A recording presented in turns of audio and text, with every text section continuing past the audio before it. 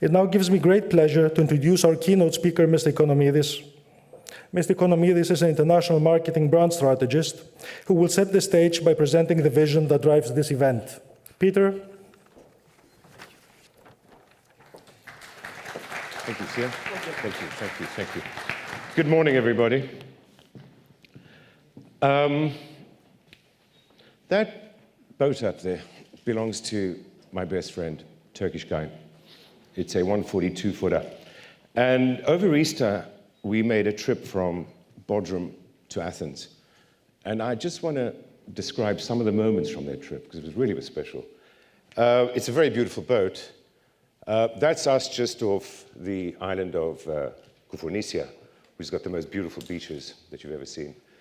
And, you know, as anybody who knows the sea, and I'm talking to a room of people who really do understand the sea, it's so full of joy, this kind of time. It's real quality time to be on the sea. It's amazing quality time. But there's something else when you're cruising through this part of the world, and that is the richness, the discovery. This was Easter weekend, and we had Good Friday in Patmos, up at the monastery, the top of the hill. It was absolutely magic, where they got the epitaph, which was going around the village, absolutely magic. We then had the traditional Saturday midnight service on Amorgos, which was very special as well. And then this very raucous lunch on Easter Sunday on the island of Koufounisia.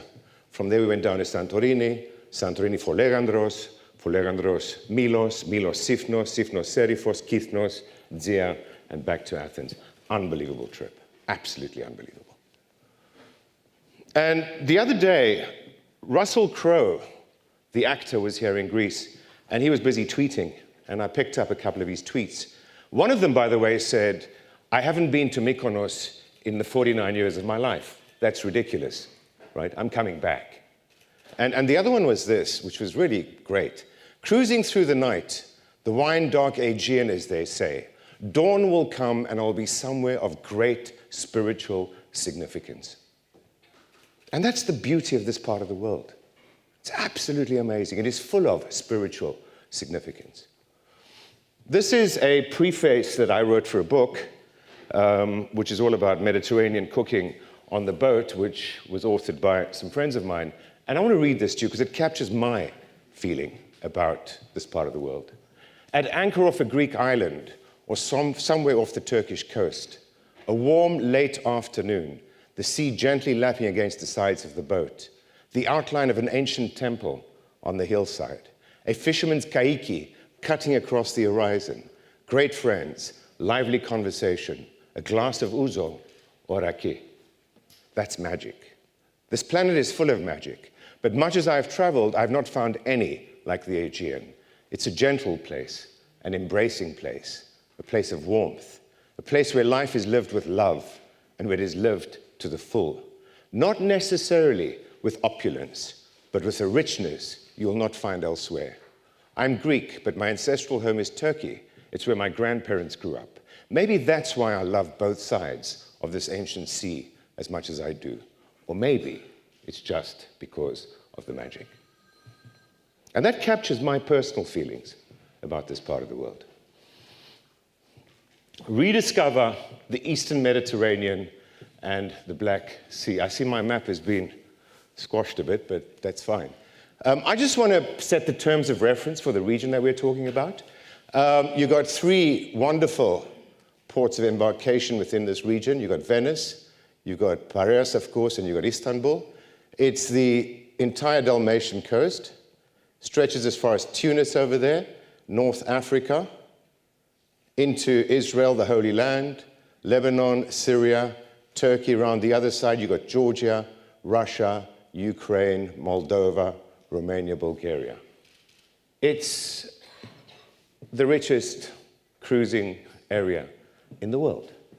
There's nothing like that. Look at the multiple civilizations you're talking about. Egyptian, Cycladic, Classical, Roman, Byzantium, Venetian, the Ottoman. It's unbelievable.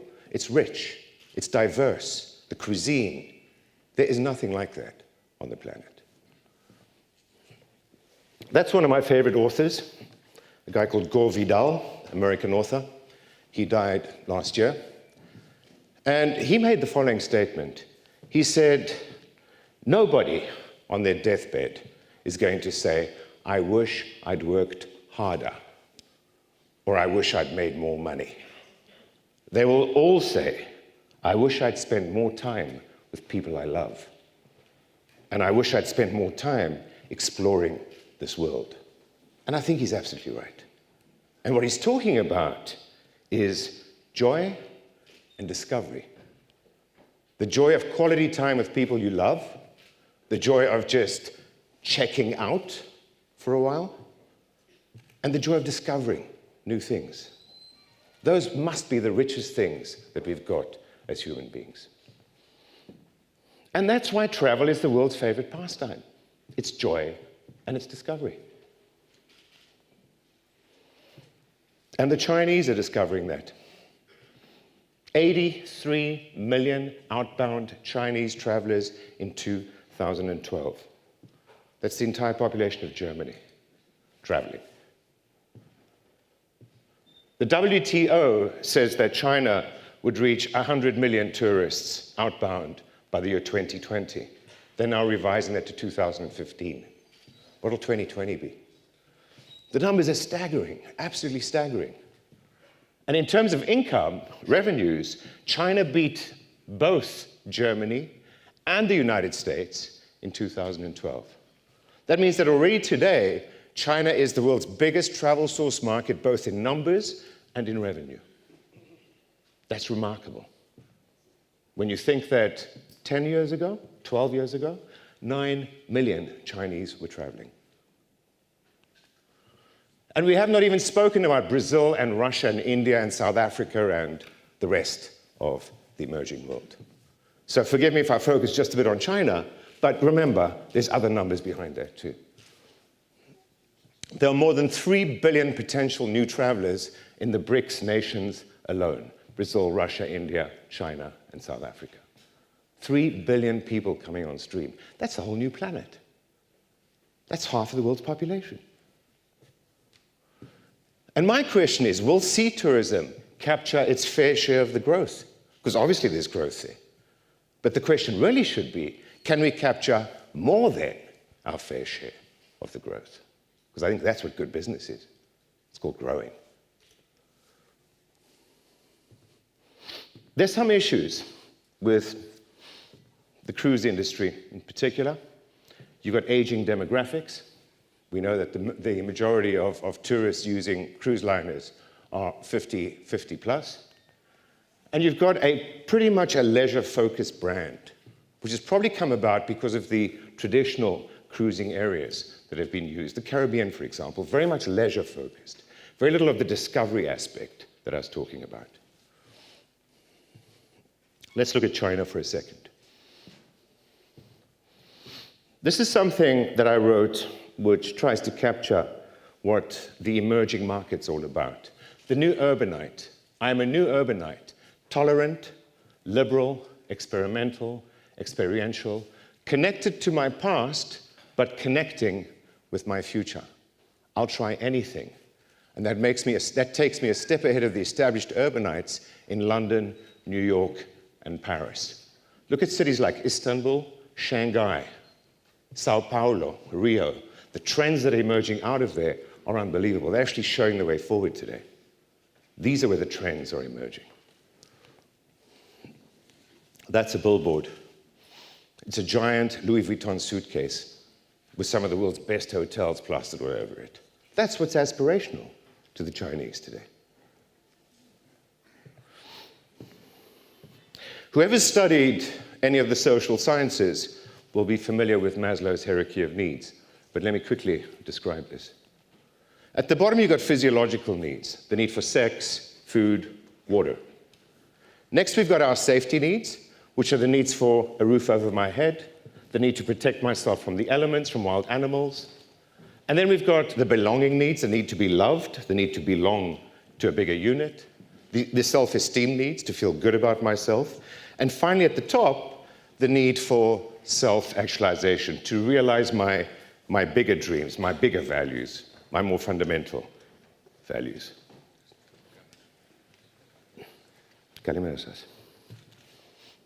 Now, if you look at the behavior of emerging markets in tourism, it closely follows that. As soon as one's income goes above the safety level, you start taking care of belonging. If you look at where particularly Chinese and Indian tourism is going today, it's very much family related.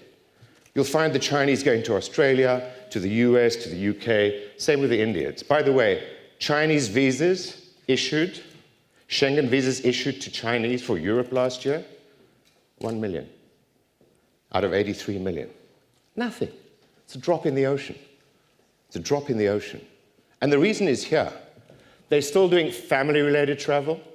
The next level up is esteem-related travel, which is leisure, and you'll find them going now to resorts close to China, because it's more comfortable down there.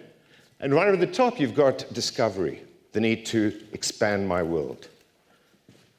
Now, even though a lot of the travel is taking place at this level over here, that over there is where real aspiration lies. And the Chinese have got huge aspiration for Europe. It's massive. It's massive. Up at that level of Maslow's hierarchy, you're going to find the following values coming into play: wholeness, perfection, justice, discovery, simplicity, beauty, well-being, truth, uniqueness, and joy. These are the higher needs that we all have as humans, and these are universal needs.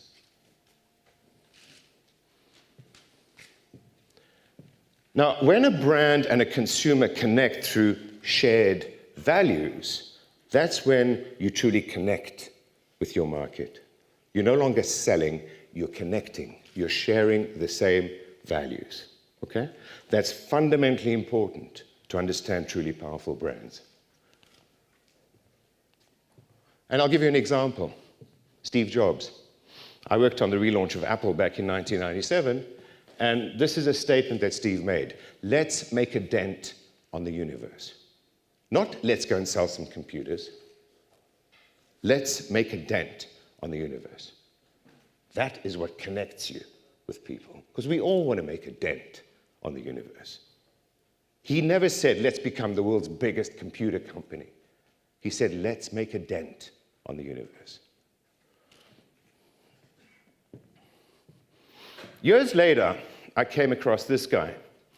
And what he says explains why you got truly great brands, and great leaders for that matter, and then pretty average ones. And this is what he describes. He says everybody knows what they do. Some people know how they do it. Very few understand why they do it. And it's the great brands that start with why they do it. So he says we've got to reverse our thinking. Let's start with why, then work through the how, and then get to the what, okay?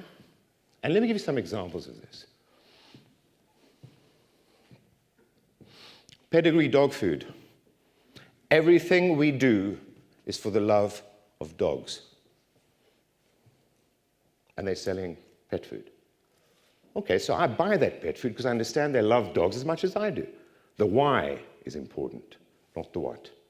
People buy why you do it, not what you do. Nike, classic, just do it. They're selling shoes, but they're also selling achievement. Four Seasons. It's said they never forget, neither will you. Beautiful piece of advertising. And Coca-Cola, which for years and years and years has been selling joy. Plain, simple joy. And they've done it not by saying my soft drink's better than the other guys, but by connecting through shared values. So Coca-Cola is all about joy, the need for joyful experience. Four Seasons is about discovery, clearly. Nike is about uniqueness. And sea tourism, in my opinion, it's about joy, which is also expressed like that. and it's about discovery. It's about that night on Patmos Island, which was special, truly special.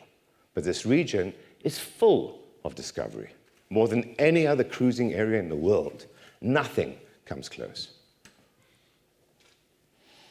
So to me, rediscovering the Eastern Mediterranean, the Black Sea, is about joy and discovery. There is the why.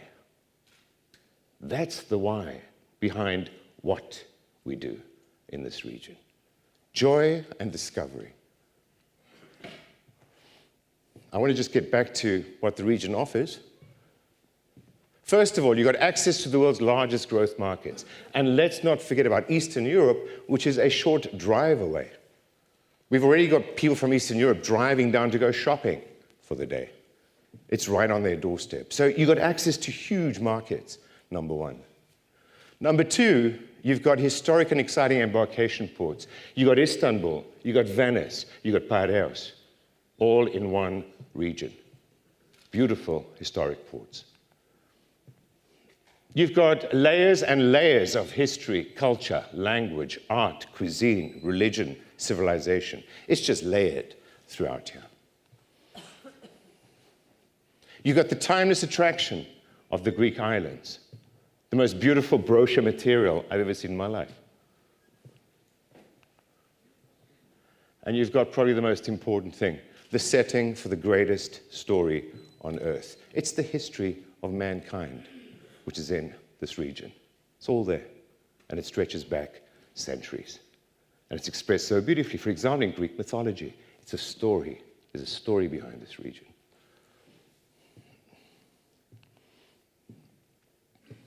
Now, getting together to make sea tourism in this region really work requires alignment. Everybody needs to get onto the same page. Without that, it's not going to happen. And when we talk about alignment, we're talking about central governments, we're talking about local governments, tourism promotion agencies, port authorities, airlines, industry associations, and of course, sea tourism companies. Because if there's no alignment, it just won't happen. This is an ecosystem that allows this to happen at the end of the day. If we can get that alignment, it becomes a win-win-win, a multiple win situation. There's obviously wins in here for everybody, and that should be terribly clear.